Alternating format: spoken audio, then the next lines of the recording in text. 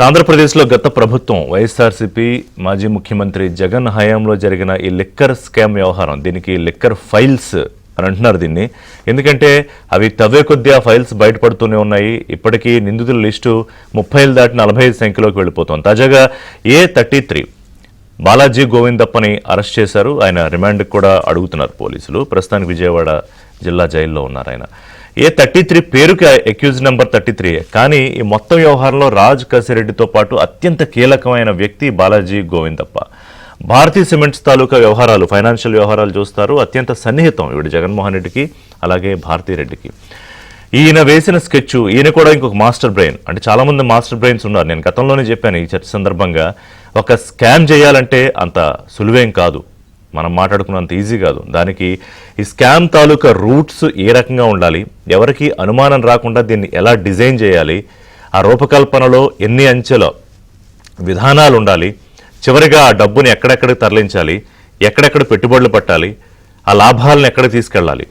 ఈయన రాజకేశరెడ్డి ఆఫీస్కి నేరుగా వెళ్ళి ఈయన కారులో ఈ డబ్బుతోటి ఈయన విలాసవంతమైన బంగ్లాలు, విలాసవంతమైన కార్లు, అలాగే భూములు, ఒకటి కాదు నెంబర్ ఆఫ్ అసెట్స్ కొన్నారు, కొనిపించారు కూడా. సో ఆ కారులో ఈయన రాజకేశరెడ్డి ఆఫీస్కి వెళ్ళడం, అక్కడ మళ్ళీ ఒక స్కెచ్ వేయడం, వస్తూ ఈయన డిక్కీలోనే మూటలు. ఇదంతా ఇది నేను చెప్తోంది కాదు, సిట్ అధికారులు పూర్తి ఆధారాలతో సహా తేల్చి ఆయన ముందు పెట్టిన వ్యవహారం. ఆయన ఏం చెప్పలేకపోతున్నాడు. ఆయన పట్టుకుంది ఎక్కడ, ఆయన అబ్స్కాండ్ అయిపోయాడు. నోటీసులు ఇస్తే స్పందించలేదు. ఎక్కడో ఈ వెల్నెస్ సెంటర్స్ ఉంటాయి కదా, అంటే ఆరోగ్యంగా ఎలా ఉండాలి, ప్రశాంతంగా ఎలా ఉండాలి, ప్రశాంత జీవనం ఎలా గడపాలని, ఇలాంటి పనులు చేశాక ప్రశాంత జీవనం ఎలా ఉంటుంది. సో ఆయన వెల్నెస్ సెంటర్ ముందు ఉంటే పోలీసులు నిఘా వేసి పట్టుకుని తీసుకొచ్చారు. సో ఈ మాస్టర్ బ్రెయిన్ చేసిన విన్యాసాల గురించి మాట్లాడుకుందాం. ఆ డబ్బుని ఈయనే కారులో వేసుకువెళ్ళి రాజకేశరెడ్డి ఆఫీస్ నుంచి నేరుగా ఎక్కడ తరలించాలో అక్కడికి తరలించేవారట. అలా ఒకసారి కాదు, 2 సార్లు కాదు, 100ల సార్లు. నేను ఇందాక మీకు చెప్పాను కదా, ఎక్కడా అనుమానం రాకుండా. అనుమానం వచ్చినా ఏముంది, ఇప్పుడు ఆ వ్యవస్థలో ఎవరన్నా ఆయన కారు ఆపారు అనుకోండి, మహా అయితే ఏమవుతుంది, ఎవరు ఆపరు. ఒకవేళ ఆపినా ఇక కారు ఎక్కడికి వెళ్తుందో చెప్తే ఇంకెవరన్నా మాట్లాడే పరిస్థితి ఉంటుందా? మనం గతంలో విన్నాం కంటైనర్లు తరలిపోయాయని. అంటే ఈ కారుల్లోంచి అక్కడికి వెళ్ళి అక్కడి నుంచి కంటైనర్లోకి షిఫ్ట్ అయ్యి మరి తరలించారా ఏంటో, మరి అవన్నీ కూడా ఈ సిట్ అధికారులు బయట పెట్టాలి. అయితే తర్వాత ధనుంజయ రెడ్డి ఇంకొక మాస్టర్ పీసీన, అంటే గత ప్రభుత్వంలో అన్నీ తానే వ్యవహరించి, అధికారులు చాలామంది ఉండొచ్చు, కానీ ఎవరైనా మంత్రులైనా అధికారులైనా ముఖ్యమంత్రి దగ్గరికి వెళ్ళాలంటే ముందు ధనుంజయ రెడ్డి గడప దాటిన తర్వాత లోపలికి వెళ్ళగలరు. ఆ కీలకమైన వ్యక్తిని కూడా ఆయన ప్రస్తుతానికి కోర్టు నుంచి ప్రొటెక్షన్లో ఉన్నారు, అరెస్టు జరగకుండా. బహుశా 16వ తారీఖు రేపటి వరకు ప్రొటెక్షన్ ఉంది. మళ్ళీ ఇంకోసారి విచారణకు వెళ్ళబోతున్నారు. ఇప్పటికే కొన్ని గంటల పాటు విచారించారు. అలాగే మరొక కీలకమైన వ్యక్తి రాజకేశరెడ్డి, సరే కస్టడీలో ఉన్నాడు, విచారణ జరిగింది. ఆయన కొంత చెప్పి కొంత చెప్పక, మొదట విజయసాయి రెడ్డి, అసలు ఆయన మొదట్లో చెప్పిన పేర్ల ద్వారా తవ్వితేనే ఇదంతా మొత్తం బయటపడుతోంది. సజ్జల శ్రీధర్ రెడ్డి ఇంకొక కీలకమైన వ్యక్తి, ఆయన కూడా 3 రోజుల పాటు కస్టడీకి అడుగుతున్నారు. అంటే ఈ లిక్కర్ కేసు వ్యవహారం ఇందాక మీకు చెప్పినట్టు తవ్వుకుంటూ వెళ్తే ఎన్ని వేల కోట్ల వ్యవహారం అర్థం కావట్లేదు. మనం గతంలో మాట్లాడుకున్నది ఇది పైకి కనిపిస్తోంది 3 నుంచి 4 వేల కోట్లే, కానీ అది టిప్ ఆఫ్ ది ఐస్బర్గ్, అంటే ఒక పెద్ద ఐస్బర్గ్ మీద ఉన్న చిన్న అంచు లాంటిది. దీన్ని అలా తవ్వుకుంటూ వెళుతూ ఉంటే కొన్ని వేల కోట్లు, బహుశా 1,00,000 కోట్లు కూడా దాటిపోయిందేమో మనకి చెప్తారు చర్చలో ఎక్స్పర్ట్స్, ఎందుకంటే దాని మీద వాళ్ళు థరోగా రీసెర్చ్ చేస్తున్నారు. సరే, లిక్కర్ స్కామ్ వ్యవహారం, దాని కథ అది. పెద్దిరెడ్డి రామచంద్రారెడ్డి, ఆయన ఏకంగా అటవీ భూములు, అంటే అనేక భూములు కబ్జాలు చేసేశారు. మనకి విజయసాయిరెడ్డి విషయంలో అనేక సార్లు మనం వార్తల్లో చూసాం. వైజాగ్లో ఏదైనా భూమి నచ్చితే, విశాఖపట్నంలో అంటే దాన్ని ఎగ్జిక్యూటివ్ క్యాపిటల్ అన్నారు కదా, ముఖ్యమంత్రి అక్కడే కూర్చుంటారని చెప్పారు. సో అక్కడ ఏదైనా ఒక భూమి కనిపిస్తే అది కనుక నచ్చితే సొంతం అవ్వాల్సిందే, కన్ను పడిందంటే సొంతం అవ్వాల్సిందే. అది నయాన, భయాన, సామధాన భేద దండోపాయాలు ఏదైనా ఉపయోగించి. సరే, ఇది మనుషులకు సంబంధించిన భూములు అనుకోండి. అటవీ భూములు అంటే ఇంక మనుషులకి ఏం సంబంధం, అక్కడ మనుషులే ఉండరుగా, ఏదో నోరులేని జంతువులు ఉంటాయి, వన్యప్రాణులు. మనుషుల్నే మాట్లాడనివ్వకుండా చేసినప్పుడు జంతువుల విషయంలో పెద్ద ఏముంది. సో దాదాపు 29 ఎకరాలకు సంబంధించి అక్కడ ల్యాండ్ గ్రాబింగ్ జరిగినట్టుగా, ఇప్పటికీ 29 ఎకరాలు పెద్ద విషయం కాదు, ఇప్పటికి దానికి సంబంధించి పెద్ద విషయం కాదంటే వాళ్ళ దృష్టిలో నేను చెప్పింది 29 ఎకరాలు అయితే హ్యూజ్ నార్మల్గా అయితే. సో అందులో పెద్దిరెడ్డి రామచంద్రారెడ్డి, మిథున్ రెడ్డి మాజీ ఎంపీ లిక్కర్ కేసులోనూ ఉన్నారు. ఆయన పాత్ర లిక్కర్ కేసులోనూ ఉంది. మిథున్ రెడ్డి ఎంపీ. సో వీళ్ళందరికీ కూడా నోటీసులు ఇచ్చారు, వాళ్ళ మీద కేసులు ఫైల్ చేశారు. ఇందులో డిప్యూటీ సీఎం పర్యావరణ శాఖ ఆయన కిందే ఉంది కాబట్టి చాలా కీలకంగా ఆయన దృష్టి పెడుతున్నాడు. అధికారులకి చాలా స్పష్టమైన ఆదేశాలు ఇచ్చారు. పవన్ కళ్యాణ్. చూద్దాం ఆ కేసు ఎంతవరకు వస్తుంది ఏంటంటే, పెద్దిరెడ్డి రామచంద్రారెడ్డి తవ్వితే ఒక విషయం కాదు, ఈ లిక్కర్ స్కామ్ ఒకటే కాదు, ఈ అటవీ స్కామ్ ఒకటే కాదు, మరి లిక్కర్ స్కామ్లో కూడా ఆయన పాత్ర ఉన్నట్టుంది, అది కూడా తేలాలి. మిథున్ రెడ్డి పాత్రకు సంబంధించి అయితే చాలా స్పష్టంగా ఆధారాలు ఉన్నాయి. ఆయన కూడా అరెస్ట్ నుంచి ప్రొటెక్షన్లో ఉన్నాడు, కానీ అది కూడా టైం అయిపోయింది. ఈసారి బహుశా కోర్టు నుంచి కూడా ప్రొటెక్షన్ రాకపోవచ్చు. సో ఈ లిక్కర్ స్కామ్ అయినా, లేకపోతే భూముల కబ్జాల కుంభకోణం వ్యవహారం అయినా, లేకపోతే ఇసుక కుంభకోణమైనా, మరో కుంభకోణమైనా ఏంటంటే, ఇదంతా ఒక గ్రూప్ ఆఫ్ పీపుల్, ఒక 10 మందో 15 మందో కీలకమైన బ్రెయిన్స్. అంటే మీకు ఒక కంపెనీ ఒక పెద్ద స్థాయికి రావాలంటే ఆ కంపెనీ ఎగ్జిక్యూటివ్ CEO ఏం చేస్తాడంటే, ఎవరైతే బాగా నైపుణ్యం గలవారు ఉంటారో ఆ కంపెనీకి సంబంధించి బాగా పనిచేసి కంపెనీ స్థాయిని పెంచి వాళ్ళు ఎదుగుతారు. ఇది సాధారణంగా ఒక కంపెనీ వ్యవహారం జరిగేది. చాలామంది వైఎస్ఆర్సీపీని ఏమంటారంటే ఒక లిమిటెడ్, అంటే ప్రైవేట్ లిమిటెడ్ కంపెనీగా చెప్తారు.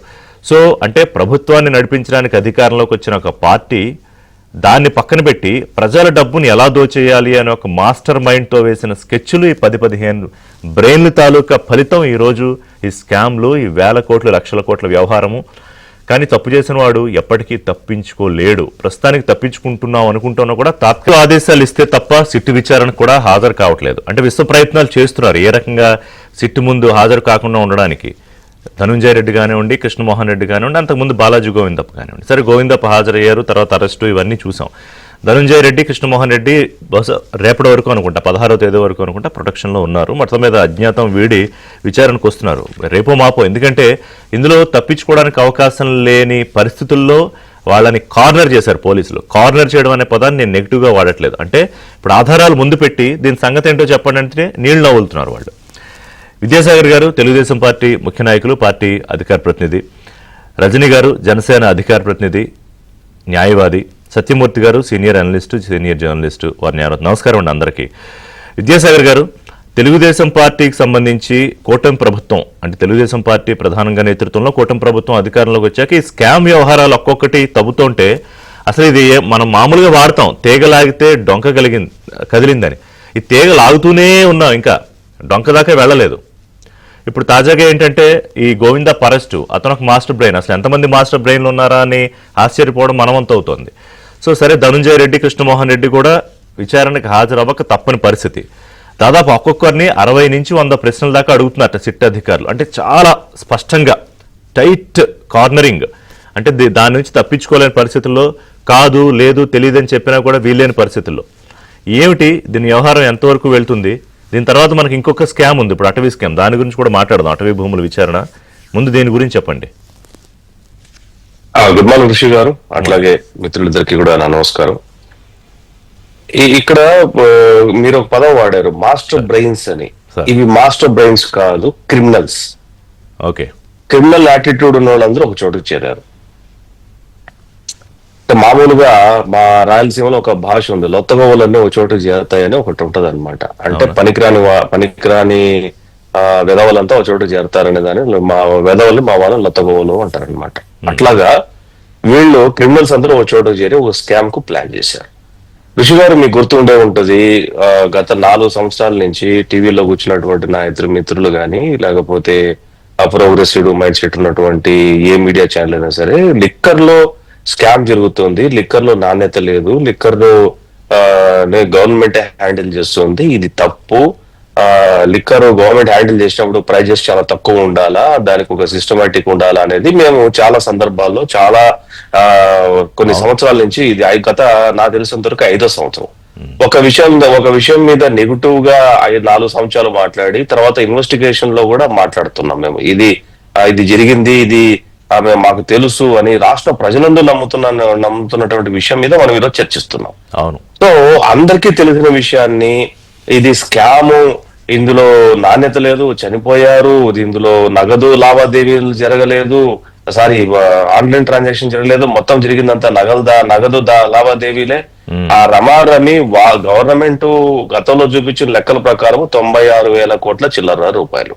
96,000 కోట్ల రూపాయలు, దాదాపు 600 కోట్లు 700 కోట్ల రూపాయలు మాత్రమే డిజిటల్ ట్రాన్సాక్షన్ జరిగింది, కానీ మిగతా మొత్తం డబ్బంతా నగదు ట్రాన్సాక్షన్ జరిగింది. సో దీని మీద కొంతమంది చనిపోయారు. అంటే మద్యం ధరలు కొనుక్కోలేక శానిటైజర్ తాగి నెల్లూరు జిల్లాలో గాని, ప్రకాశం జిల్లాలో గాని ఇటువంటి చోట దాదాపు 32 మంది చనిపోయారు. ఈ చావులకు కారణం ఏంటంటే అదే నాణ్యత లేని మద్యంతో కూడా కొంతమంది చనిపోయినట్టు అప్పుడు మీరు వెలుగులో తీసుకొచ్చారు. నాణ్యత లేని వ్యక్తులు కిడ్నీలు, లివర్స్ పాడైపోయేసి క్యాన్సర్స్ రావడము, ఇమీడియట్ గా చనిపోవడము, ఓవర్ డోస్ వల్ల తాగిన కంటే కూడా కొద్దిగా ఎక్కువ తాగినా కూడా వాళ్ళు చనిపోవటం జరిగింది. అది అంటే అసలు ఈ డబ్బు పెట్టి కొనలేక ముట్టుకుంటే షాక్ కొట్టాలి అన్న వర్డ్ తోటి ఏమైందంటే శానిటైజర్ కూడా తాగేశారు మత్తు కోసం. సో ఇవన్నీ కూడా మా ప్రపంచానికి తెలిసినటువంటి విషయాలే. అయితే ఈ విషయాల మీద ప్రభుత్వం ఈ రోజు ఆరాధిస్తే వీళ్ళంతా పిక్కమొహమో వేసుకున్నారంటే పెద్ద ఆశ్చర్యపోనక్కరేం లేదు. ఎందుకంటే గవర్నమెంట్ ఆథరైజ్డ్ గా 96,000 నుంచి 97,000 కోట్ల రూపాయలు ట్రాన్సాక్షన్ చూపిస్తూ ఆ ట్రాన్సాక్షన్ ని పంజాబ్ నేషనల్ బ్యాంక్ లో ఇది మా ట్రాన్సాక్షన్స్, ఇది మా ఇయర్ సేల్స్, ఈ సేల్స్ లో మాకు ఇంత ప్రాఫిట్ వస్తుంది, ఈ ప్రాఫిట్ మీరు మార్టిగేజ్ చేసుకొని మేము డబ్బులు కడతాము, 24 సంవత్సరాలకు గాను 25,000 కోట్ల రూపాయలు రుణం తీసుకున్నారు. కాబట్టి వాళ్ళు ఒక నెంబర్ ని పంజాబ్ నేషనల్ బ్యాంక్ ఇచ్చారు. ఇప్పుడు ఆ పంజాబ్ నేషనల్ బ్యాంక్ ఇచ్చిన నెంబరు తో వీళ్ళు సరి చూడమా, లేకపోతే ఈ స్కామ్ ను 96,000 కోట్ల నుంచి 1,96,000 కోట్లకు వెళ్ళినట్టు ఇది ఇన్వెస్టిగేషన్ లో తేలుతుంది. 3,000 కోట్లు కాదు, ఈ కేసుల మీద 150 నుంచి 450 లెక్క కట్టేదో 3,300 కోట్లు అంటున్నారు. అసలు దానికి 96,000 కోట్లకి సంబంధమే ఉంది? పొంతన ఉందా అసలు? అదే నేను దీంట్లో నాకు ఒక కాన్ఫ్లిక్ట్ ఉంది. ఏంటంటే మా ఎంపీ కృష్ణదేవరాయలు గారు అమిత్ షా గారిని కలిసి 3,600 కోట్ల రూపాయలు 3,500 కోట్ల రూపాయలు ఫారిన్ కి మన లిక్కర్ స్కామ్ లో బయటకు తరలించుకుపోయింది అనేది ఒకటి కంప్లైంట్ చేయడం జరిగింది. కేవలం ఫారిన్ కు తరలిపోయిన అమౌంట్ అది 3,600 కోట్ల రూపాయల, లేకపోతే ప్రాథమిక ఇన్వెస్టిగేషన్ లోనో ఆయనకున్నటువంటి దగ్గర ఉన్నటువంటి సమాచారాన్ని అమిత్ షా గారికి ఇచ్చారా అనేది నేను కరెక్ట్ గా ఫాలో అవ్వలేదు దాన్ని. సో ఇక్కడ ఓవరాల్ గా రాధికాశ్రెడ్డి చెప్పింది ఏంటంటే మేము కంపెనీలతో మాట్లాడినప్పుడు 12% ఎవరైతే లంచం ఇస్తారో వాళ్ళకి మాత్రమే మేము ఈ యొక్క ఆర్డర్లు ఇచ్చాము, మేము ఆ బెవరేజెస్ కి ఆర్డర్లు పెట్టాము అన్నారు. 96,000 కోట్లు అనుకోండి, దగ్గర 1,04,000 కోట్ల రూపాయలు తక్కువ అనుకుంటే 11,400 కోట్ల నుంచి 12,000 కోట్ల రూపాయలకు రమారమ్మి ఉండాలి. నా దృష్టిలో నేను అనుకోవటం ఇది 96,000 కోట్ల రూపాయలు కాదు, దగ్గర ఒక 1,50,000 నుంచి 2 లక్షల కోట్ల రూపాయల వ్యాపారం జరిగి ఉండాలి. నేను ఎందుకు మాట్లాడుతున్నానంటే పంజాబ్ నేషనల్ బ్యాంక్ ఇచ్చిన దాని ప్రకారం వాళ్ళు ఆదాయాన్ని చూపించింది 25 ఏళ్లకు గాను 24,000 కోట్ల రుణాన్ని పొందడానికి. ఆ స్టాటిస్టిక్స్ కనుక తీసుకుంటే ఖచ్చితంగా ఇది చాలా తక్కువ. నా దృష్టిలో ఒక అంచనా పురంధేశ్వరి గారు 32,000 కోట్ల రూపాయల స్కామ్ జరిగింది అనేది ఇంకొక రకమైనటువంటి వర్షం ఉంది. ఇన్వెస్టిగేషన్ లో అసలు ఏం తేలుతుంది? ఇది 32,000 కోట్ల, 3,500 కోట్ల, 15,000 కోట్ల, 20,000 కోట్ల, అది ఎంతైనా కానివ్వండి. కానీ దీనికి మీరు అన్నారు మాస్టర్ మైండ్స్, మా క్రిమినల్స్ అంతా కాదు. నేను మాస్టర్ బ్రెయిన్స్ అని ఎందుకు వాడానంటే విద్యాసాగర్ గారు కాదు, సులువ ఒక స్కామ్ ని డిజైన్ చేసి కాదు, ఇన్ని అంచెల విధానాలు డిజైన్ చేసి ఎక్కడెక్కడ పెట్టుబడులు పెట్టాలి, ఎక్కడెక్కడికి తరలించాలి, ఇంత ప్లాన్ చేశారు. కాబట్టి పోనీ క్రిమినల్ మాస్టర్ బ్రెయిన్స్ అందాం. ఇది మాస్టర్ అనేది వాడాల్సిందే. ఇది correct word, criminal master brains. అంటే ఇందులో విజయసాయిరెడ్డి మాట అన్నాడు రాధికాశ్రెడ్డి గురించి, తెలివైన క్రిమినల్. తెలివైన క్రిమినల్ ఇదే పదం మాట్లాడాడు ప్రెస్ మీట్ లో. విజయసాయిరెడ్డి ఒక క్రిమినల్. 11 సిబిఐ కేసులు, 9 ఈడీ కేసులు ఉన్నటువంటి వ్యక్తి, ఫేస్ చేస్తున్నటువంటి వ్యక్తి, ఆయనే ఇంకో క్రిమినల్ కితాబ్ ఇచ్చాడంటే చూడండి. మరి ఆయనే ఒక క్రిమినల్ తెలివైన క్రిమినల్. మాట్లాడే కూడా వస్తాం మీ దగ్గరికి. రజనీ గారు, మీరు న్యాయవాది కూడా. అంటే నాకు ఒక అనుమానం, ఇప్పుడు ఎవరన్నా మనం సాధారణంగా కొంత మనం చేయమనుకోండి, లిమిట్ దాటి కాస్త క్యాష్ ట్రాన్సాక్షన్ ఏమన్నా చేస్తే ఏదో దానికి పెద్ద నోటీసులు వస్తాయి, వ్యవహారాలు ఉంటాయి, అసలు తీసుకునేవాడే తీసుకోడు, ఏ బంగారం కొట్టో లేకపోతే ఎక్కడో అక్కడ. ఈ మధ్య రియల్ ఎస్టేట్ కంపెనీలు కూడా ఎవరో మన మిత్రుడు అక్కడ లేదో కొంత క్యాష్లో ఇద్దామన్నా కూడా తీసుకోలేదని చెప్తున్నారు. అంటే వాళ్ళు వైట్ ట్రాన్సాక్షన్ చేయమని అడిగారు అని స్పష్టంగా. మరి ఇన్ని వేల కోట్లు క్యాష్ని మూటలు కట్టుకుని గోవిందప్ప కారులో వేసుకుని వెళ్ళిపోయి అవి ఎక్కడో పెట్టేసి దాన్ని ఇంకో చోట ఎట్లా రజనీ గారు, ఎలా సాధ్యం అసలు ఇదంతా? సార్ ముఖ్యంగా అదేదో కాకమ్మ కథలు చిలకమ్మ కథలు చెప్పినట్టు మీకు నాకు చెప్తే సిట్ అధికారులకి సమాధానం చెప్తే వారు ఊరుకోరండి. ఆ, మీరు చెప్తున్నట్టు ఏవన్ ధనంజయ రెడ్డి గారు ఎవరైతే ఉన్నారో ఆయన ఓఎస్డి, ఎవరికి రైట్ హ్యాండ్ ఎవరికి లెఫ్ట్ హ్యాండ్ అనేది అందరికీ తెలుసు. కృష్ణమోహన్ రెడ్డి ఎవరి కింద పనిచేస్తాడు పిఏగా అనేది అందరికీ తెలుసు. ఏ 31 ని 32 ని కూడా పట్టుకునే పరిస్థితి ఉన్న సిట్ అధికారులు ఎందుకు పట్టుకోలేదో మీరు గమనించండి. గోవిందప్ప బాలాజీ గారిని ఎందుకు అరెస్ట్ చేశారు? ఆయన ఏమో ఆంధ్రాలో తిరుగుతూ తచ్చట్లాడుతున్నాడు. ఎక్కడో కర్ణాటక మైసూర్లోని ఒక ఫారెస్ట్ ఏరియా, ఎంత పెద్ద ఫారెస్ట్ ఏరియా అంటే 9ంటికే అధికారులు చేతులు ఎత్తేసరి ఇక్కడ చీకటి వచ్చేసిందని. అంటే కాకులు దూరని కారడివి, చీమలు దూరని చిట్టడివి. అటువంటి ప్రదేశంలో ఉన్న గోవిందప్ప బాలాజీని అరెస్ట్ చేయడానికి గల బలమైన కారణం అతని వల్లే సాధ్యం అవుతుంది, అతనే నిజం చెప్పగలుగుతాడనేది కాదండి. నిజాలు సిట్ అధికారులకు తెలుసు. అప్రూవర్ గా మారిపోయారు అని చాలా మంది అంటుంటే నాకు ఆశ్చర్యం అవుతుంది. అదేంటి ఒప్పుకుని చెప్పావు కదా, లోపలికి వెళ్ళి ఎందుకు అప్రూవర్ గా మారిపోయావు? ఎవరు మారారు అప్రూవర్ గా? అప్రూవర్ గా గోవిందప్ప బాలాజీ మారిపోయాడనే విషయాన్ని ఒక 2-3 రోజుల్లో తెలుస్తుందేమో. అలా తెలిసేటప్పుడు ఏం చెప్తాడు? కేవలం అతను చెప్పేది నాకు రాజ్ కసిరెడ్డి గారు తెలుసు, నేను డబ్బులు ట్రాన్సాక్షన్ తీసుకెళ్లి ఎవరికి ఇచ్చినావు, ఈ మూటలు ఎక్కడికి వెళ్ళి అనేది తెలిస్తే వాడు దొంగే. ఎక్కడికి పంపించాడు అనేది తలకిందులుగా తపస్సు చేసినా, ఉతికి ఆరేసి దండ మీద వేసినా గౌరవ గోవిందప్ప బాలాజీ గారు నోరు విప్పరు. ఇంకా ముందుకెళ్తే ఆయన ఆరోగ్య పరిస్థితి బాగలేదు, అతని మానసిక పరిస్థితి కూడా బాగలేదని ఒక మెడికల్ సర్టిఫికేట్ తీసుకువచ్చే అవకాశం ఉంటది. సార్ చిన్న చిన్న అంత ఈజీగా తప్పించేసుకోవచ్చా? ఇన్ని వేల కోట్లు వేసేసి నాకు మానసిక పరిస్థితి బాగాలేదు నన్ను ఎర్రగడ్డలో పడేయండి అంత ఈజీగా తప్పించుకోవచ్చా? సార్ 100% సార్ మీరు గమనిస్తే ఈడీ అధికారులు సిబిఐ అధికారులు చేయాల్సిన పని డబ్బు ఇన్వాల్వ్ అయితే సిట్ అధికారానికి కొంత పరిధే ఉంటది, కొంత పరిధి దాటి సిట్ చేయలేదు. మరి ఈడీ వచ్చేస్తే ఇంకా ఈజీగా దొరికిపోతారు. రఘుధర్ రజనీ గారు గతంలో ఏదైతే కల్వకుట్ల కవిత గారిని, కేజ్రీవాల్ గారిని, మనీష్ సిసోడియాని అరెస్ట్ చేశారని మీరు అనుకుంటారు. కానీ ఈడీ అన్ని రాష్ట్రాలకి వెళ్ళగలుగుతుంది, కానీ బీహార్ లాంటి రాష్ట్రానికి వెళ్ళలేదేమో. బీహార్ అంటే వాళ్ళు కూడా తల్లేలాగున్నారు, ఇప్పుడు మేము చక్కగా ప్రజాస్వామ్యంలో ఉన్నామంటారు. గతంలో ఉండే బీహార్ లాగా కొన్ని ఏరియాలకు వెళ్ళరండి. కానీ ఆంధ్ర రాష్ట్రంలో వివేకానంద రెడ్డి గారి మర్డర్ కేసులో ఈడీ అధికారి గాంధీ అనే ఒక హానెస్ట్ ఆఫీసర్ ఉన్నారండి. ఆయన ఎవరైతే ఫోన్ భారతి గారికి ఫస్ట్ కాల్ వెళ్ళింది కాబట్టి భారతి గారిని విచారణకి పిలవాలి అని ఒక నోటీస్ ఇష్యూ చేశారండి. తర్వాత గల్లంతు 2019, 24 ప్రభుత్వం మారిపోయింది. ఎంత గొప్ప హానెస్ట్ అయినటువంటి ఈడీ అధికారి గాంధీ గారి మీదకి పంపించింది ఎవరినో తెలుసండి? వీధి రౌడీలను కాదు, మర్డర్ చేసిన వాళ్ళని కాదు, మళ్ళీ ఈడీ అధికారులనే పంపించి గాంధీ గారిని అస్తవ్యస్తం చేసేసి రామ్ సింగ్ గారు అని పాపం సిబిఐలో నెంబర్ 1 హానెస్ట్ ఆఫీసర్, ఆయన మీద కేసులు పెట్టి ఆంధ్ర రాష్ట్రంలో అల్లర్లు చేసి చంపించేస్తామంటూ జీబును వెనక్కి పంపించారు. ఆంధ్ర రాష్ట్రం ఇంత దారుణంగా ఉంటే గతంలో ఉండే బీహార్ లాగా తలపిస్తుందండి. ఇప్పుడు మీరు ఇది పట్టుకోలేరా రజనీ గారు, అది పట్టుకోలేరా రజనీ గారు అంటే సిట్ అధికారికి పరిధే కొంత ఉంటది. మరి ఏం కాదు నాకు అర్థం కావట్లేదు రజనీ గారు. వచ్చింది మీ ప్రభుత్వం, జగన్మోహన్ రెడ్డి ప్రభుత్వం మారి ఇప్పుడు మీరు విద్యాసాగర్ గారు బీజేపీ మీరు కూటమి ప్రభుత్వం ఉన్నారు. సిట్టికి పవర్ నేను లాస్ట్ ఒక డిబేట్ కంక్లూడ్ చేసేటప్పుడు అన్నా, ముఖ్యమంత్రి చేతుల్లో అధికారం లేదా? ఇప్పుడు సిట్కి పవర్ ఎంత ఇవ్వాలి, ఎలాంటి స్పెషల్ ఆఫీసర్స్ పెట్టాలని ముఖ్యమంత్రి నిర్ణయం తీసుకోవచ్చు కదా. సరే కాసేపు సిబిఐ ఈడీలను పక్కన పెడదాం, ఈడీ ఇన్వాల్వ్మెంట్ ఉండాలి. ఇంత క్యాష్ ట్రాన్సాక్షన్ జరిగి ఇందులో లాండరింగ్లు జరిగి ఆఫ్రికాలో కూడా ఇక్కడి నుంచి ఎవరో వెళ్ళి అక్కడ మొత్తం మ్యాటర్ అంతా ఇది చేస్తున్నప్పుడు. కానీ మీరే చెప్పండి ఎందుకని చేయలేకపోతున్నారు? అలాగే ధనుంజయ రెడ్డి విషయంలో ఇందాక మీరు పట్టుకోలేరా అంటే మరి వాళ్ళు 20 రోజులు అజ్ఞాతంలో ఉన్నారని నేను అనుకుంటున్నా. వాళ్ళు మొత్తం మీద అజ్ఞాతం వీడు బయటకు వచ్చారు, ఇప్పుడు విచారణకు వెళ్తున్నారు, తర్వాత అరెస్ట్ అవుతారు. ఇది కాకుండా ఇంకేమైనా జరుగుతుందో దీని వెనకాల? సార్ 100% వీళ్ళిద్దరు ఎక్కడున్నారో తెలిసినా కూడా వదిలే పరిస్థితి. ఎందుకంటే వీళ్ళు హైలీ ప్రొఫెషనల్ క్రిమినల్స్ కాబట్టి తెలియదు, చూడలేదు, మేము మర్చిపోయామని చెప్తారు.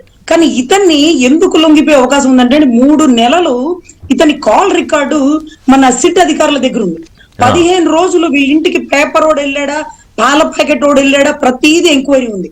అతను రెడ్ హ్యాండెడ్ గా దొరికిపోయేలాగా వారి కుటుంబ సభ్యులైనటువంటి చాలా మంది బినామీలు ఎవరైతే ఉన్నారో 5 లక్షలు కూడా అకౌంట్ లో లేని వాడి దగ్గర 5,000 కోట్లు దాకా వెళ్ళిపోయిన పరిస్థితి. ఈ డబ్బంతా మూటలు అని పిచ్చి మాటలు ఎందుకు మాట్లాడుతున్నారో నాకు అర్థం కావట్లా. అసలు మూటలు డబ్బులు అసలు ఒక్క ఎలక్షన్ ముందు తప్ప ఎప్పుడు డబ్బులు మూటలు మీరు ఎక్కడ చూడరండి, అంత అవసరం ఎక్కడా లేదు. ఎట్లా తీసుకెళ్లారు మరి? కాదు ఎందుకు రాసే పత్రికలు ఇప్పుడు రాజకేశరెడ్డి ఆఫీస్కి వెళ్ళి గోవిందప్ప ఆయన కారులోనే ఆ మూటలన్నీ పెట్టించుకుంటే ఆయన వెళ్ళి ఆ మూటలు ఎక్కడ దించాలో అక్కడ దించి అక్కడి నుంచి కంటైనర్ లో వెళ్ళి, ఇది కదా స్టోరీ? సార్ స్టోరీ ఇదే అనుకోండి. అంత చెప్పినోడు ఆ మూటలు కంటైనర్ ఎక్కడ తీసుకెళ్లాడో చెప్పాలి కదా. ఉతికి ఆరేసినా చెప్పడు, చెప్పాలి మరి. ఆఖరికి ఆ మూటలు ఉన్నాయో లేదో చెప్పడు. సరే ఇక్కడ ఇంకొకటి విషయం ఏంటంటే మీరు ఇందాక అటవీ భూముల గురించి కూడా అన్నారు. ఏది వద్దాం, దాని గురించి వద్దాం. అధికారులు కాదు, అయిపోయి వద్దాం దాని గురించి. సార్ అధికారులే కేవలం సస్పెండ్ అయిపోతారు. ఎప్పుడైనా సరే రాజకీయ నాయకులు తెర వెనకే ఉంటారు. అసలు ఒక జడ్జి గారు ఒక మర్డర్ కేసుకి జడ్జిమెంట్ ఇచ్చేటప్పుడు ఆ నేరగాడి కుటుంబ సభ్యుల్ని నేరగాడిని కూర్చోబెట్టి ఎక్కడన్నా జడ్జిమెంట్ ఇవ్వడం చరిత్ర ఉందా అంటే అలా చెయ్యొచ్చా?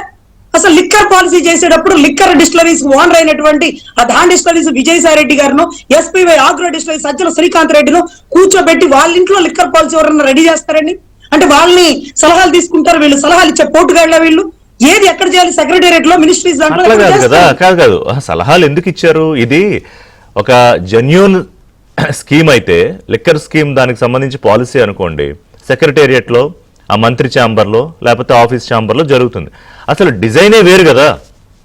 ఇప్పుడు దీని తాలూకా స్కాము, దీని కథా కమామిషు, ఇందాక మా విద్యాసాగర్ గారు చెప్పినట్టు ఇది 1,00,000 కోట్ల 1,50,000 కోట్ల అంత పెద్ద డిజైన్ చేయాలంటే సెక్రటరీలో జరుగుతుందా? మరి సత్యమూర్తి గారు, ఈ ముఠా అంటే నేరుగా బెదిరింపులే డిస్టిలరీస్కి వాళ్ళకి. మీరు ఆంధ్రప్రదేశ్లో వ్యాపారం చేయాలంటే ఇదిగో ముడుపులు ఇవ్వాల్సిందే. సరే అది పర్సంటేజ్ 12, 15, 20 అని తెలియదు, వాళ్ళు ఎంత ఒక్కొక్కరి దగ్గర ఒకలా తీసుకున్నారు.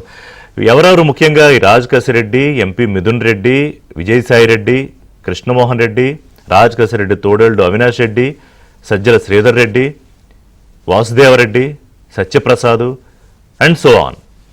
ఎట్లా సత్యమూర్తి గారు అంటే ఇప్పుడు కంపెనీలు, డొల్ల కంపెనీలు, షెల్ కంపెనీల వ్యవహారం మనం అప్పట్లో బాగా మాట్లాడుకునేవాళ్ళం జగన్మోహన్ రెడ్డి కేసుల వ్యవహారంలో. మళ్ళీ ఇప్పుడు ఈ షెల్ కంపెనీలు, మరి షెల్ కంపెనీలు ఉన్నప్పుడు ఎందుకని ఈ ఆర్థిక నేరాల విచారణ సంస్థలు రావట్లేదు రంగంలోకి?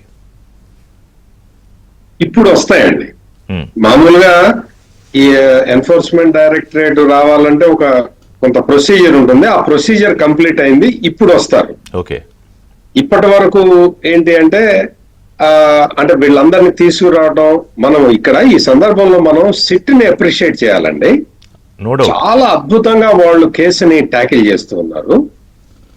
ఎంత పకడ్బందీగా కేసుని ట్యాకిల్ చేస్తున్నారంటే, మీకు జగన్మోహన్ రెడ్డి అక్రమాస్తుల కేసులో ఎన్ఫోర్స్మెంట్ డైరెక్టరేట్, సిబిఐ ఎట్లా చేసిందో అంతకన్నా బాగా చేస్తున్నారు విత్ షార్ట్ టైంలో. ఇంత తక్కువ సమయంలో ఇన్ని ఎవిడెన్స్లు ఇన్ని సేకరించడం అనేది ఇక్కడ మనం గమనించాల్సిన విషయం. దీన్ని ఇంకా ఫర్దర్ గా ముందరికి ఎట్లా తీసుకువెళ్తారు అనేది ఇప్పుడే మనం ఊహించడం కష్టం, కానీ ఇది మాత్రం ఖచ్చితంగా ముందరికి వెళ్తుంది. ఇది ఆగే పరిస్థితి ఎక్కడ కనపడటం లేదు. అందుకనే వాళ్ళు ఏం చేస్తున్నారు అంటే, సాక్షిలో దీని మీద నెగటివ్ ప్రచారం మొదలు పెట్టారు. మీరు జాగ్రత్తగా గమనించండి. జనరల్ గా అంటే వీళ్ళ మోడస్ ఆపరండి ఒక కొత్త విధానంలో ఉంటుంది. ఈ మోడస్ ఆపరండి ఎట్లా ఉంటుందంటే, మీరు వైఎస్ వివేకానందరెడ్డి మర్డర్ జరిగినప్పుడు చూడండి, చంద్రబాబు నాయుడు చేతుల్లో కత్తి పెట్టి నారాసుర రక్త చరిత్ర అని చెప్పి రాశారు. రాసిన తర్వాత దీన్ని ఏదన్నా మళ్ళీ తెలుగుదేశం వాళ్ళు గొడవ చేస్తారేమో అన్న ఉద్దేశంతో కోర్టుకు వెళ్ళి గ్యాగ్ ఆర్డర్ తెచ్చుకున్నారు. ఎలక్షన్ లో ఇంకా దాని గురించి మాట్లాడే పరిస్థితి లేకుండా చేశారు, ప్రజల్ని నమ్మేలాగా చేశారు. ఆ తర్వాత దాని గురించి మళ్ళీ రాయలేదు. అంటే మరి ముఖ్యంగా సాక్షి పేపర్లో దాని గురించి మళ్ళీ రాయాల. మళ్ళీ ఎప్పుడు రాయటం మొదలు పెట్టారు అంటే, ఈ కేసు ముందరికి వెళ్ళిపోయి ఆ గొడ్డల కోసం వెతికి ఇవన్నీ జరుగుతున్న సమయంలో మళ్ళీ ముందరికి వచ్చి సజ్జల రామకృష్ణారెడ్డి వీళ్ళందరూ, వైఎస్ వివేకానందరెడ్డికి ఇంకొక భార్య ఉన్నది, ఆ భార్యకు ఒక కొడుకున్నాడు, ఆ కొడుక్కి ఆస్తి పోతుందని, లేదు రాజకీయ వారసత్వం పోతుందని వాళ్లే చంపేశారు అన్న కొత్త డాక్టరైన్ ని ముందరికి తీసుకొచ్చారు. అవును. ఇట్లా అంటే అదే మోడస్ అండి ఆపరండి. ఇప్పుడు చూడండి, ఇప్పుడు కూడా ఈ మద్యం కుంభకోణం వచ్చింది. మనము ఇందాక విద్యాసాగర్ గారు చెప్పినట్టు మనం 5 సంవత్సరాల నుంచి దీని మీద మాట్లాడుతూనే ఉన్నాం, కానీ సాక్షి ఏ రోజునన్న వార్త రాసిందండి? లేదు. ఇప్పుడు కూడా ఏంటంటే అసలు కాదు, ఇప్పుడు వాళ్ళు కూడా ఇప్పుడు అసలు స్కామే లేని చోట స్కామ్ సృష్టించే ప్రయత్నం, ఇది వాళ్ళ ఓపెనింగ్ స్టోరీస్ లో. రిషి గారు అదే చెప్తున్నా. వీళ్ళు ఎప్పుడైతే ఈ ఉత్సు బిగుసుకున్నదో, మొత్తం అందరూ ధనంజయ రెడ్డితో సహా అందరూ దగ్గరికి వచ్చారో ఇప్పుడు వాళ్ళు ఏం చేస్తున్నారంటే వీళ్ళందరూ కూడా చంద్రబాబు నాయుడు మనుషులు. అసలు ఆ గోవిందప్ప బాలాజీకి భారతీ సిమెంట్స్ కి లేకపోతే భారతీ పాలిమర్స్ కి అసలు సంబంధమే లేదన్నట్టు రాస్తున్నారు. ఓకే, అతను వికాస్కి సంబంధించిన మనిషి అన్నట్టు రాస్తున్నారు. ఓకే, మీరు అంతకు ముందర మీరు గమనిస్తే ఆ నర్రెడ్డి సునీత వీళ్ళందరూ కూడా అసలు వీళ్ళందరూ జగన్కి వ్యతిరేకం అన్నట్టు రాసుకున్నారు. తర్వాత అసలు ఒక టైంలో ఆయన మీద అల్లుడి మీద అనుమానం వచ్చాయి కదా, అసలు అల్లుడే వచ్చి మొత్తం అంతా చంపేశాడని రాశారు. అవును, అంటే వీళ్ళ మోడస్ ఆపరండి చూడండి. ఇప్పుడు రాజకేశ్రెడ్డి మీద వ్యతిరేకంగా వార్తలు రాస్తున్నారు. రాజకేశ్రెడ్డి అతను ఇదేంటి అదేంటి తెలుగుదేశం పార్టీకి సంబంధించిన ఒక నాయకుడికి బిజినెస్ పార్ట్నరు ఇట్లా మొదలు పెట్టారు. అంటే ఇంకొంచెం ముందుకెళ్ళి ఈ డబ్బు అంతా తెలుగుదేశం పార్టీ ఎన్నికల కోసమే రాజకేశ్వర రెడ్డి సంపాదించాడని రాస్తారేమో అందరూ. రేపొద్దున ధనుంజయ రెడ్డి కూడా మా మనిషి కాదు, కృష్ణమోహన్ రెడ్డి కూడా మా మనిషి కాదు అని చెప్తారు వీళ్ళందరూ. అంటే ఇప్పుడు గోవిందప్ప బాలాజీకి మాకు సంబంధం లేదు, అదే ఒక వికాస్కి సంబంధించిన మనిషి అని ఎట్లా చెప్పారు? ఇలాంటి పెద్దలకు సామెత చెప్పేవారు కదా, నవ్విపోదురుగా కానీ. అంతే అంతే సింపుల్. వీళ్ళ మోడస్ ఆపరండి అంతా ఇట్లాగే ఉంటుందండి. ఆ సాక్షి క్యాంపెయిన్ మళ్ళీ మొదలు పెట్టింది, టేకప్ చేసింది. ఇంకా దీని మీద రాస్తారు వాళ్ళందరూ. అక్కడ కూర్చొని మేధావులు ఒక 9 ప్రశ్నలు అని చెప్పి మొత్తం పెట్టేసి చంద్రబాబు నాయుడు పక్కన ఒక మద్యం బాటిల్ పెట్టి, అంటే ఒక క్యారికేచర్ వేశారు చంద్రబాబు నాయుడుది. మద్యం బాటిల్ పెట్టి పక్కన గ్లాస్ పెట్టి ఆ గ్లాస్ లో ఐస్ క్యూబ్ కూడా వేసి చంద్రబాబు నాయుడే మద్యం కుంభకోణం మద్యం తాగుతున్నట్టుగా పెట్టారండి అక్కడ. మీరు చూడండి సాక్షిలో. అంటే ఆ రోజున చంద్రబాబు నాయుడు చేతుల్లో కత్తి పెట్టి ఎట్లా వివేకానంద రెడ్డి మర్డర్ కేసుని ఎట్లా డైల్యూట్ చేయాలని ప్రయత్నం చేశారో, ఈ రోజున ఈ మద్యం కుంభకోణానికి చంద్రబాబు నాయుడిని అంటగట్టే ప్రయత్నం చేస్తూ ఉన్నారు వీళ్ళు. అంటే ఎంత అసలు వీళ్ళు ఎంత విష ప్రచారం చేస్తారు అంటే అది చూసి చాలా మంది మేధావులు వీళ్ళందరూ, అంటే మేధావులు అంటే ఆ ఛానల్లో కూర్చునే మేధావులు ఆ క్వశ్చన్లని పదే అడుగుతూ ఉన్నారు. ఇప్పుడు అంటే నాకు అనిపిస్తుంది అంటే అసలు గ్లోబల్ లెవెల్లో కూడా ఇంత క్రిమినల్ బ్రెయిన్స్ ఎక్కడా పనిచేసి ఉండవు. అంటే నేను మళ్ళీ చెప్తాను, బతికుంటే నేర్చుకునేవాడండి.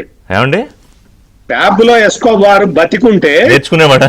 చూసి ఇక్కడికి వచ్చి నేర్చుకునేవాడు. మీరు చాలా బాగా చేస్తున్నారు, పకడ్బందీగా చేస్తున్నారు, లక్షల కోట్ల రూపాయలు కొట్టేస్తున్నారు, ఆధారాలు దొరకట్లేదు, నేను అటు చేయలేకపోయాను, నేను మాఫియా డాన్ అని చెప్పి మొత్తం దేశం మొత్తం ప్రపంచం మొత్తం తెలిసిపోయింది.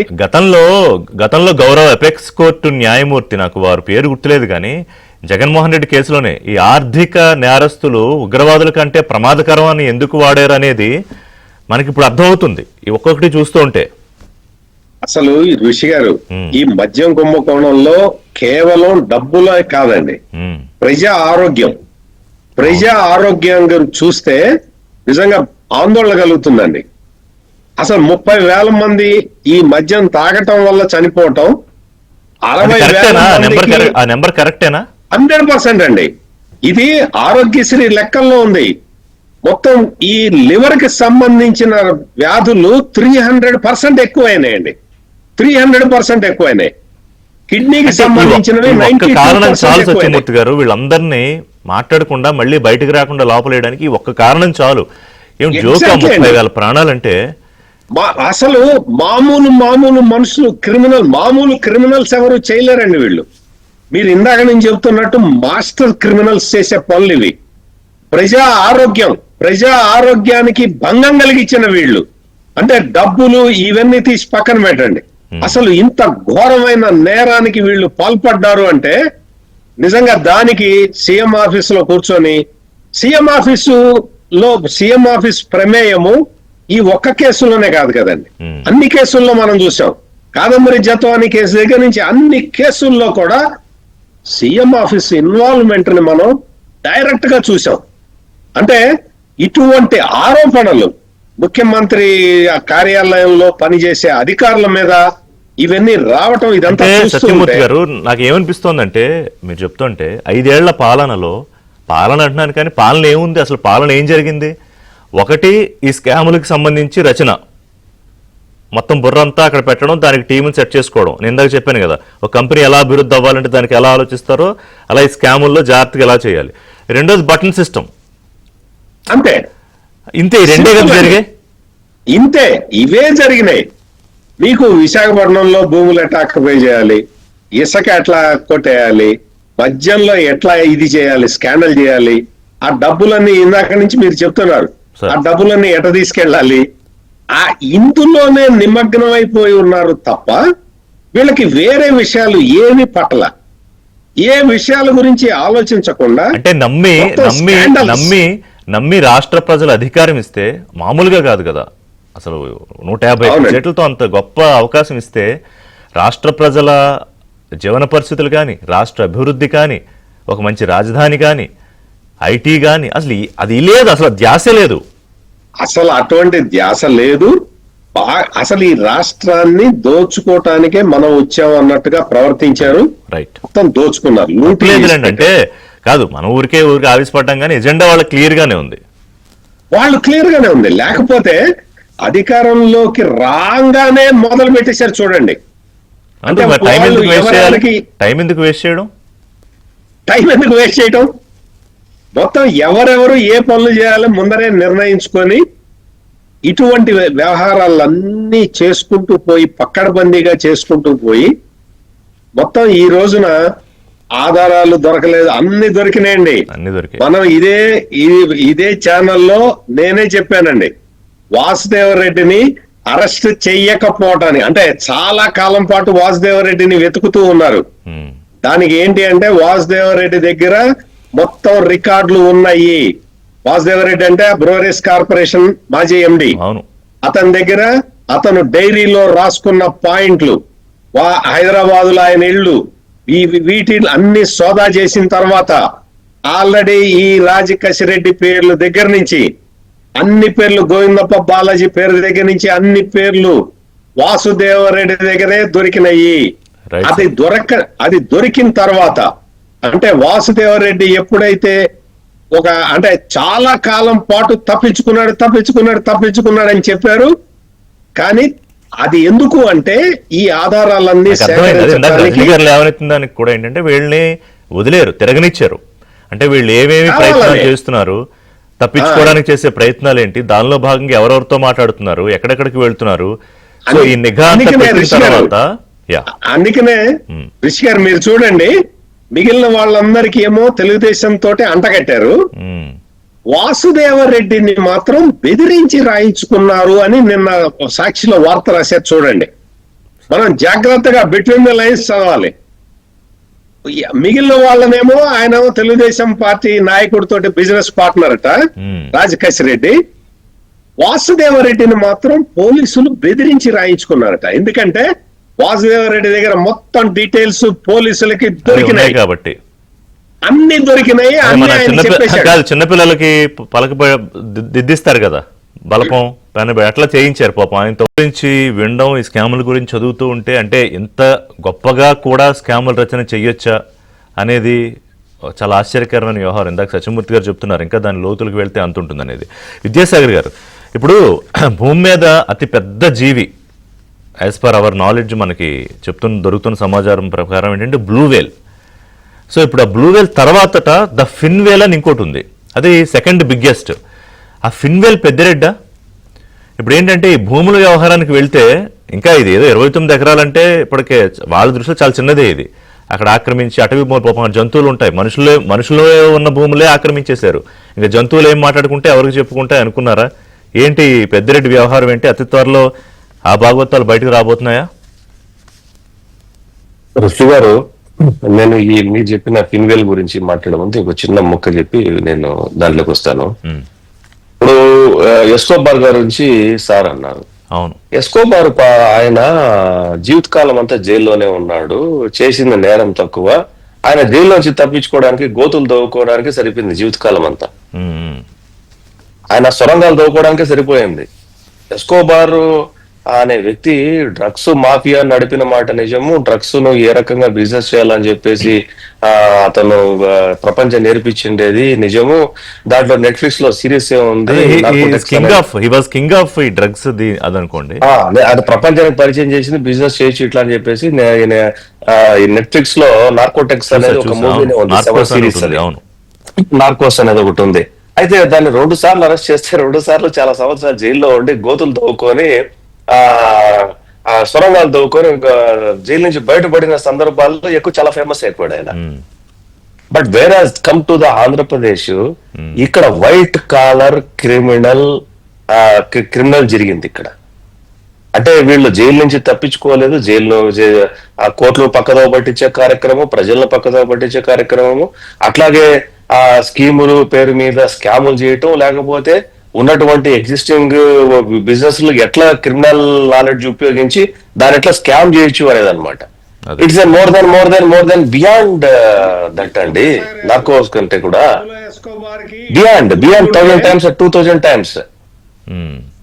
అతను ఒక బాత్రూమ్ లో నుంచి బొక్క పెట్టుకుని బయటకు వచ్చాడు, అబ్బా అబ్బా అబ్బా అని చెప్పేసి సినిమా తీశారు.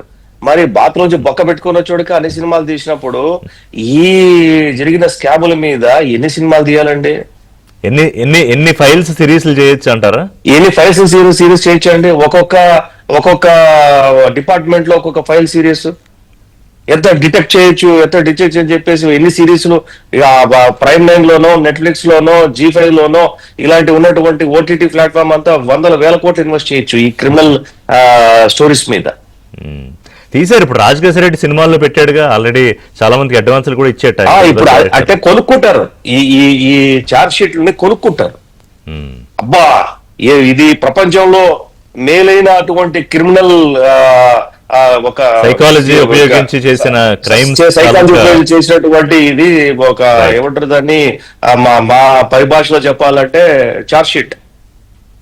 ఒక charge sheet Vivekananda Reddy murder case charge sheet cinema తీస్తే పెద్దిరెడ్డి వ్యవహారం చెప్తే ఏంటి ఇప్పుడు? ఇది జస్ట్ అటవీ భూములని చాలా చిన్న వ్యవహారం అనుకుంటాను నేను.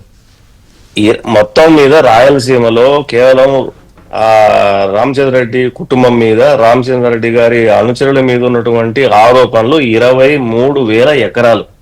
ఓ మై గుడ్నెస్, 23,000 ఎకరాలు ఓన్లీ రాయలసీమలో కేవలం రామచంద్ర రెడ్డి కుటుంబీకులు వాళ్ళ అనుచరులు వీళ్ళ స్కామ్ మాత్రమే 23,000 ఎకరాలు అండి. ఈ 23,000 ఎకరాల్లో అటవీ భూమి ఎంత ఉంది, దోచుకున్న భూమి ఎంత ఉంది, దొబ్బేసిన భూమి ఎంత ఉంది, దౌర్జన్యం చేసిన భూమి ఎంత ఉంది, ఒరిజినల్ ల్యాండ్స్ 22(1)A పెట్టిన భూమి ఎంత ఉంది, 22(1)A ఫ్రీ హోల్డ్ చేసిన భూమి ఎంత ఉంది, దేవాదాయ శాఖ భూమి ఎంత ఉంది, లేకపోతే కాలువపురం బోకులు, వంకపురం బోకులు, చెరువుపురం బోకులు ఎంత ఉండాలి, అసైన్ ల్యాండ్, డీకేడ్ ల్యాండ్స్ ఎంత ఉన్నాయి, లేకపోతే అటవీ భూములు ఎంత ఉన్నాయి అనేది ఇది తీయాలంటే ఇది ఒక పెద్ద ఓటీటీ పడుతుందండి. కాదు, ఈ వ్యవహారం ఎన్నేళ్ళు పడుతుందో అని అనుమానం వస్తుంది నాకు ఇవన్నీ తీయాలంటే బయటికి. ఇవన్నీ ఓటీటీ కంటెంటెడ్ క్రిమినల్ అంటే ఒక సినిమాలు రజనీ గారు ఇప్పుడు అబ్దుల్ కలాం గారు కలలు కనండి, వాటిని సాధించేదాకా విశ్రమించకండి, నిద్రపోండి అన్నారు. ఆయన చెప్పిన కలలు కనమంది ఏంటంటే ఏదో సాధించాలంటే జీవితంలో లీగల్గా లెజిటిమేట్గా ఏం చేయాలని. కానీ వీళ్ళు కన్న కళలు వీళ్ళు కన్నారు, మరి అదే స్ఫూర్తి తీసుకున్నారో ఏంటో నాకు అర్థం కావట్లా. ఇంత పెద్ద పెద్ద కళలా అండ్ వాటిని నిజం చేసుకున్నారు. సార్ కళలు కనమంటే ఎవరికి నచ్చిన కళలు వారికి అంటారు సార్. ఏదో చదువుకునేటప్పుడు నాకు జడ్జి అవ్వాలని ఉంటది, ఇంకొకళ్ళేమో కళలు ఐశ్వర్య దగ్గరికి వెళ్ళాలనిపించింది, ఇంకొక కళలో కోటీశ్వరుడు అవ్వాలనిపించింది, ఇంకొకరికి కళలో అవతల కొడవాలనిపించింది. ఎవరికి నచ్చిన కళలు వాళ్ళు కనుక్కుంటూ వారి కళల్ని సాకారం చేసుకున్నారు. కానీ ఆయన చెప్పింది ఒక అద్భుతమైన గమ్యాన్ని ఎంచుకోండి, ఒక లక్ష్యాన్ని ఎంచుకోండి అంటే ఆ లక్ష్యం పెద్దిరెడ్డికి ఇలా అర్థమైంది. అది సార్ పెద్దిరెడ్డి గారికి ఆయన ఒక 50,000 ఎకరాలు లక్ష్యం పెట్టుకున్నాడేమో. మా విద్యాసాగర్ ఇప్పుడు చెప్పారు 25,000 ఎకరాలని మా లక్ష్యం. 4 జిల్లాల్లో అదే సార్ ఆయన లోకల్ కాబట్టి ఆయనకు అంత పెద్ద ఇన్ఫర్మేషన్ తెలిసింది సార్. మా బొట్టోళ్ళకి అయితే అది కూడా తెలియదు. కానీ అటవీ శాఖ గురించి ఒక విషయం చెప్పాలి సార్. అటవీ శాఖకి సంబంధించిన అంగుళం 1/2 గజం టచ్ చేసిన ఒక పెద్ద నాన్ బెయిలబుల్ అఫెన్స్ సార్. ఎందుకంటే నేనే స్వయంగా 3-4 ఏళ్ల నుంచి కురిచేడు ఒక విలేజ్ కి సంబంధించి కురిచేడు ఆవుల మంది ఏరియాలో ఒక 30 ఎకరాల భూమి ఉంది సార్. ఇది 1976లో గవర్నమెంట్ ఒక పట్టాల రూపంలో రైతులకు ఇచ్చింది, ఒక్కొక్కడికి 2 ఎకరాలు మీరు పండించుకోండి అని. ఆ పట్టా పట్టుకుని వాళ్ళు పొలం వేసుకుంటున్నారు సార్. కొన్ని సంవత్సరాల తర్వాత ఫారెస్ట్ రోడ్ వచ్చి నా భూమి అని కొన్ని మొక్కలు వేసేసారట. అప్పుడు ఆ కేసు నా దగ్గరకు వచ్చి 3 సంవత్సరాల నుంచి ఆ భూమి దగ్గరికి వెళ్ళడం, ఎంఆర్ఓతో మాట్లాడడం, ఆఫీసర్లను కలవడం. నేను చెప్పాను ఆ రైతులకి, మీరు ఆ పొలాన్ని, ఆ మొక్కలు పెద్ద పెద్దవి అయిపోయినాయి కదా సార్, ఒక 20 ఏళ్ళ నుంచి ఉండిపోయినాయి, అవి నరికేయండి అన్న. అవి నరికేయండి, ఏదొస్తే అది చూసుకుందాం, ముందు నరికేయండి. మీ భూములని పట్టాలు ఉన్నాయి కదా, గవర్నమెంట్ పట్టా ఇచ్చాక అవతలోడు ఆక్రమించడం ఏంటి అంటే అది ఫారెస్ట్ రోడ్ మేడం. అసలు ఒక చెట్టు మీద చెయ్యేస్తే మిమ్మల్ని ఎత్తి లోపలేస్తారు. అంటే ఇప్పుడు 23,000 ఎకరాలు పక్కన పెడితే 29 ఎకరాల వ్యవహారంలో పెద్దిరెడ్డి ఇరుక్కోక తప్పదా? 100% ఎందుకు ఇరుక్కుంటారు సార్? ఎవరికి చెప్తున్నారు పిచ్చి మాటలు? ఇప్పుడు కాదంబరి జత్వాని గారిని పిఎస్ఆర్ ఆంజనేయులు ఏమైనా ప్రేమించి వాళ్ళిద్దరి మధ్య ఏమైనా గడ్జి ఉందా? లేదే. ఎవరో చెప్తే ఎవరినో ఇంప్రెస్ చేయడానికి ఈ రోజు పిఎస్ఆర్ ఆంజనేయులు గారు లోపలికి వెళ్ళా? అసలు కాదంబరి జత్వానికి లేకపోతే జగన్ గారికో లేకపోతే ఆవిడ బొంబాయిలో కేసు పెట్టినోడుకో వాళ్ళకి సంబంధం, కానీ వీళ్ళకేం సంబంధం? ఇప్పుడు కూడా నేనేం చెప్తున్నానంటే, ఫారెస్ట్ అధికారులు ఎవరైతే ఉన్నారో వారు ఈ భూమి ఫారెస్ట్ కాదు అని గౌరవ పెద్దిరెడ్డి గారికి అమ్మారండి. పెద్దిరెడ్డి గారికి అమ్మారు. దీంట్లో తప్పెవరిది? గవర్నమెంట్ వారిదేగా, గవర్నమెంట్ ఫారెస్ట్ వాళ్ళదేగా. ఫారెస్ట్ వాడు ఇరుక్కుంటాడు, గవర్నమెంట్ వాడు ఇరుక్కుంటాడు. మీరు ఒక్క విషయం గుర్తుపెట్టుకోండి, గురుమూర్తి గారు గెలవడానికి కరుణాకర్ రెడ్డి గారి కొడుకు దగ్గరుండి దొంగ ఓట్లు వేపిస్తే తిరుపతిలో కానిస్టేబుల్ నుంచి మున్సిపల్ కమిషనర్ కలెక్టర్ల దాకా అరెస్ట్ అయ్యారు, సస్పెండ్ అయ్యారు. కానీ గురుమూర్తి గారి గెలుపు ఎవరికి అవసరం? గురుమూర్తి గారిని అరెస్ట్ చేశారా? భూమన కరుణాకర్ రెడ్డి కొడుకుని అరెస్ట్ చేశారా? ఏం అవసరం వాళ్ళకి ఓట్లు మార్చడానికి? ఈ రోజు కూడా పాపం అమాయకులైనటువంటి ఫారెస్ట్ అధికారులు లేకపోతే ఎంఆర్ఓలు ఆ భూములు ఇటని చెప్పగానే మీరెలా పాపం పెద్దిరెడ్డి గారికి ఇచ్చారు, పెద్దిరెడ్డి గారు అమాయకంగా కొనుక్కున్నారు, ఇవన్నీ విషయాలు వెలుగులోకి వస్తాయండి. ఎప్పుడైనా అధికారులు సస్పెండ్ అవుతారేమో కానీ అప్రిషియేట్ యువర్ గట్స్. ఒకటి జనసేనలో ఉండి అడ్వకేట్ గా ఉండి కూడా కొన్ని వాస్తవాలు చాలా ఖచ్చితంగా మాట్లాడుతున్నారు. దీని మీద దృష్టి పెట్టాలి ఉన్నతాధికారులు, ప్రభుత్వంలో పెద్దలు దృష్టి పెట్టి ఈ యాంగిల్లో దీని మీద విచారణ కొనసాగించాలి. మనకి ఎక్కువ సమయం లేదు కాబట్టి నేను కంటిన్యూ చేయలేకపోతున్నాను ఈ విషయం మీద. మాట్లాడదాం మళ్ళీ ఇంకోసారి, ఎందుకంటే ఇప్పుడే మొదలైంది పెద్దిరెడ్డి భూముల వ్యవహారం. మీరేమంటున్నారంటే తప్పించుకోవడం సాధ్యం కాదా, అవుతుందా అనే సందిగ్ధంలో ఉన్నాం, ఎందుకంటే దాన్ని తిమ్మిని బొమ్మిని చేసే తెలివితేటలు ఉన్నాయి కాబట్టి. సత్యమూర్తి గారు, what's your take on this? మీకు అంటే ఈ డిబేట్ కంక్లూడ్ చేసే ముందర మీకు ఒక చిన్న జోక్ చెప్తానండి ప్లీజ్. నిన్న ఒక ప్రెస్ కాన్ఫరెన్స్ పెట్టాడు ఒక వైఎస్ఆర్ కాంగ్రెస్ పార్టీ నాయకుడు. ఓకే, చంద్రబాబు ప్రభుత్వం పాత కక్షల్ని దృష్టిలో ఉంచుకొని పెద్దిరెడ్డి రామచంద్రారెడ్డి లాంటి అమాయకుడిని, పెద్దిరెడ్డి రామచంద్రారెడ్డి లాంటి ఒక నిస్వార్థపరుణ్ణి, ఒక ప్రజా సేవకుణ్ణి వేధిస్తున్నారని చెప్పి నిన్న ఒక ఆయన ప్రెస్ కాన్ఫరెన్స్ పెట్టాడు. ఇది జోకు. మీరు ఇంకా ఎట్లా ఉందో చూడండి, పరిస్థితి ఎట్లా ఉందో చూడండి. పెద్దిరెడ్డి రామచంద్రారెడ్డి లేకపోతే ఆయన కొడుకు, వీళ్ళందరూ ప్రతి కుంభకోణంలో మొత్తం మీకు పిఠాపురంలో పవన్ కళ్యాణ్ ని ఓడించటానికి ఒక మండలాన్ని దత్తత తీసుకొని నోట్ల కట్టలు పెట్టుకొని కూర్చున్న మిథున్ రెడ్డి కూడా అమాయకుడు, వాళ్ళ నాన్న ఇంకా అమాయకుడు. అవును, ఇంకా మనం ఏం చేద్దాం? ఇవి జోకులు కాదు కదా సత్యమూర్తి గారు. అర్థం చేసుకోవాల్సింది ఏంటంటే అది చెప్పడానికి కూడా బయటకు వచ్చి ఒక స్ట్రాంగ్ కన్విక్షన్ ఉండాలి. అసలు లేకపోతే పెద్దిరెడ్డి రామచంద్రారెడ్డి లాంటి ప్రజా సేవకుడిని వేధిస్తున్నారు ఈ కూటమి ప్రభుత్వం అంటే అంతకన్నా ఇంకా మనం ఏ టంగుటూరు వీరేశలింగంతోనో ప్రకాశం పంతులు గారితోనో పోల్చలేదు. అక్కడ వరకు సంతోషిద్దాం. చూద్దాం ఈ అటవీ భూముల వ్యవహారం విచారణ 10 కేసులు అయితే పెట్టారు. మరి దాని మీద విచారణకు ఎంతవరకు వస్తారు? అలాగే పెద్దిరెడ్డి కూడా ఉన్నది. ఈ రెవెన్యూ, ఈ ఫారెస్ట్ ల్యాండ్స్ సంబంధించి కేసులు తేలటం రజనీ గారు చెప్పినట్టు కొంచెం కష్టమైన విషయమే అయినా కానీ ఈ డిస్ప్యూట్ మాత్రం ఇది ఇంతటితోటి అయ్యేది కాదు. పెద్దిరెడ్డి రామచంద్రారెడ్డి గాని, ఆయన కొడుకు గాని, ఆయన తమ్ముడు గాని వీళ్ళు ఖచ్చితంగా దొరుకుతారండి. వీళ్ళు మామూలుగా రైతుల్ని కూడా మోసం చేశారు. రైతులకు కూడా అంటే ఆ రైతుల్ని కూడా మోసం చేశారు. ఉత్త ప్రభుత్వాన్నే కాదు, ఫారెస్ట్ ల్యాండ్.